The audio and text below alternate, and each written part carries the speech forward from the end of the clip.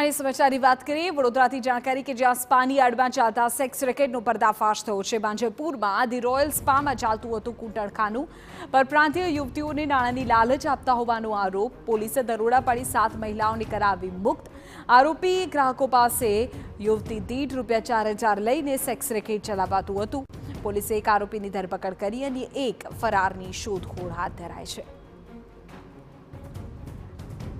પ્રશાંત ગજ્જર અમારા સંવાદદાતા વધુ જાણકારી આપી રહ્યા છે। પ્રશાંત, છેલ્લા કેટલા સમયથી આ પ્રકારે કૂટણખાનું ચાલતું હતું, પૂરી વિગત?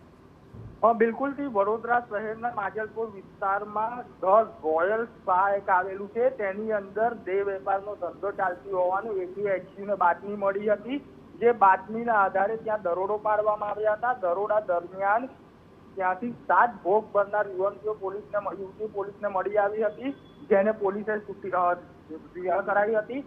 પોલીસે ત્યાંથી જે સ્પાના સંચાલક છે, એક સંચાલક જે છે કાજલ ઇસ્માઇલ શેખ, તેની ધરપકડ કરી છે। જ્યારે તોસીફ નામનો જે વ્યક્તિ હતો તે ફરાર થઈ ગયો છે।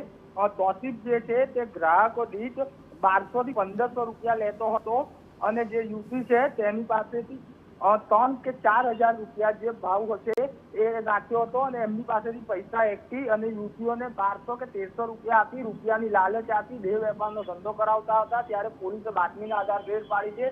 હવે આની અંદર બીજા કોણ સંડવાયા છે તે પોલીસ હાલ તપાસ કરી રહી છે। અન્ય કોઈ નામ ખુલશે તેવી બી શક્યતાઓ સેવાઈ રહી છે।